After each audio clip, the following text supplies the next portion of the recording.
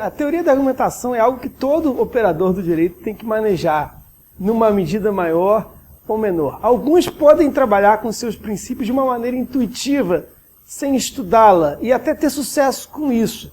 Mas um ensino e uma sistematização dos estándares de argumentação, né, pode auxiliar um juiz a refletir melhor sobre a sua própria atividade e sobre os deveres argumentativos que ele tem que se desincumbir para que possa fundamentar corretamente a sua decisão. Numa palavra, a gente pode dizer que uma teoria da argumentação é uma teoria da justificação ou das condições de legitimidade de uma decisão. Então a gente vai analisar, basicamente, quais processos argumentativos e quais atitudes intelectuais, que tipo de responsabilidade que o juiz tem que adotar no momento de ele interpretar o direito.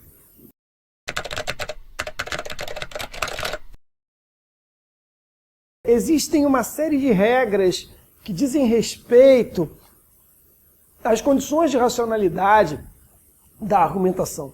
Muitas dessas regras são institucionalizadas, inclusive na lei, como, por exemplo, as regras que você encontra na CLT, ou no CPC, ou na Constituição, sobre os ônus da argumentação, sobre os caminhos necessários para cumprir o devido processo legal. Então, existe um aspecto ali de legitimação pelo procedimento que essas teorias devem delinear. Mas existe também um aspecto substancial.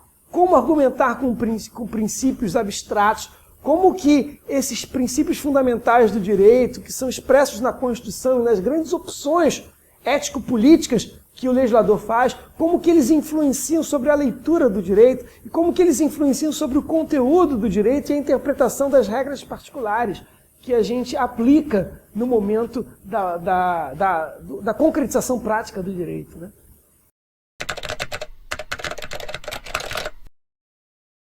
A primeira habilidade, que eu diria assim, seria uma habilidade de você traduzir com clareza quais são os fundamentos da sua decisão. A democracia exige que uma decisão esteja baseada em razões para que ela possa ser digna de ser obedecida, para que ela mereça ser obedecida e possa ser reconhecida como legítima, como vinculante, independentemente da força ou da autoridade formal que ela tem. O ônus do intérprete, quem quer que seja ele, o juiz, o advogado, o procurador, é demonstrar para todas as partes quais são essas razões. A parte que perdeu precisa saber por que ela perdeu. Ela precisa entender que, ainda que ela não concorde com a decisão, ela foi tomada de boa fé e ela se baseia em princípios que valem para todo mundo.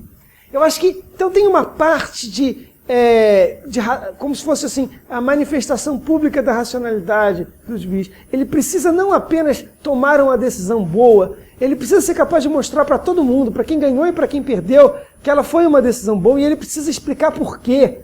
E a outra parte tem que entender isso, senão a decisão dele está faltando um pedaço, senão ela não se sustenta.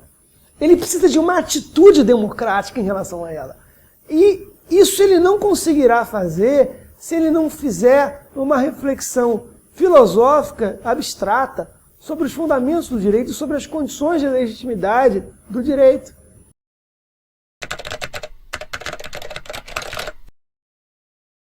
Tem várias teorias sobre isso, né? Alguns acreditam que a linguagem é uma espécie de caixa vazia, onde no âmbito da indeterminação ou da ambiguidade, o juiz é livre para decidir como lhe aprouver. Eu acho que essa postura está errada, e o que a gente fez aqui no curso hoje foi criticar essa postura. Há aqueles outros que acreditam, outros filósofos acreditam que a linguagem é uma espécie de esfera ou de locus, onde a gente pode testar as nossas intuições e as nossas pré-compreensões e submetê-las à crítica, onde a gente pode aprender com os nossos interlocutores, né? E, por meio da linguagem, a gente adquiriu uma certa disciplina dos nossos argumentos, na medida em que nós, genuinamente, tentamos submetê-los à prova. A linguagem tem essa função, digamos assim, eu não vou dizer purificadora, mas de fazer uma espécie de filtragem das más razões. A ideia da teoria da argumentação jurídica é de que, por meio do discurso, a gente consegue aprender com o próximo e a gente consegue melhorar os nossos argumentos e melhorar a nossa capacidade de refletir criticamente sobre eles.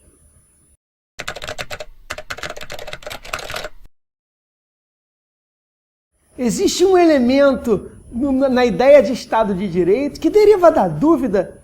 O direito não existe só para dar certeza para nós. Aliás, a estrutura do direito, sendo argumentativa, ela gera incerteza. Pense no seguinte, quando eu argumento, se eu sou um advogado, você vai se defender e vai aduzir um argumento contrário. A estrutura do direito é uma estrutura argumentativa e o próprio devido processo legal alimenta, em certo sentido, a incerteza. O que nós temos que fazer é adotar uma atitude responsável diante da incerteza para que a gente possa fundamentar da melhor maneira que a gente consegue, da maneira mais reflexiva, crítica, democrática e responsável as proposições que a gente sustenta. O juiz nunca decide sozinho.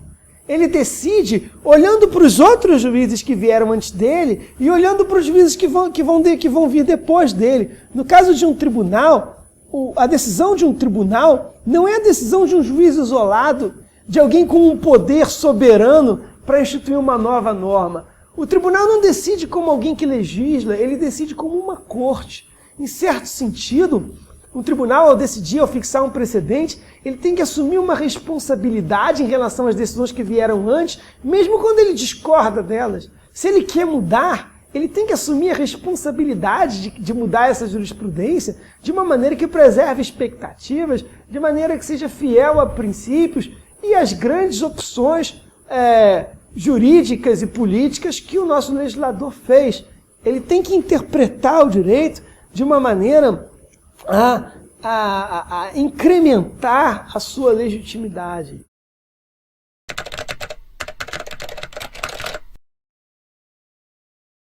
Eu não vou dizer nomes de autores, mas uma perspectiva que me parece interessante é a seguinte.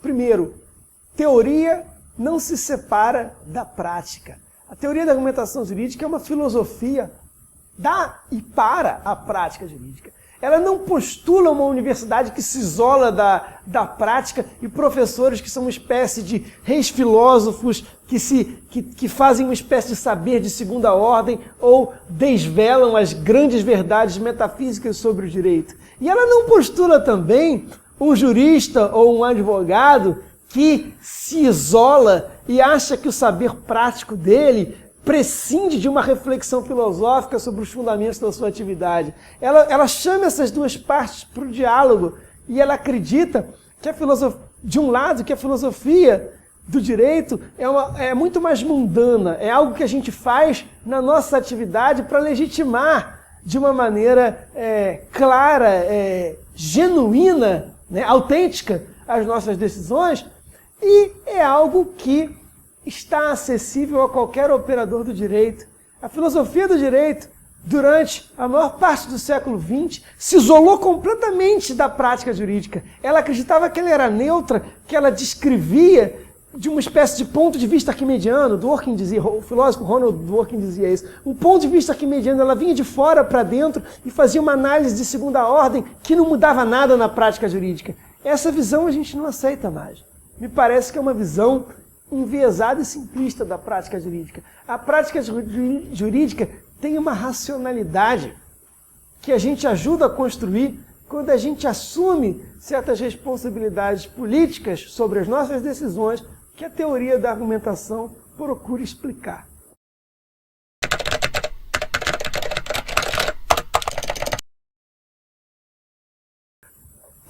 É se desincumbir de um ônus de dizer por que a sua decisão se encontra justificada.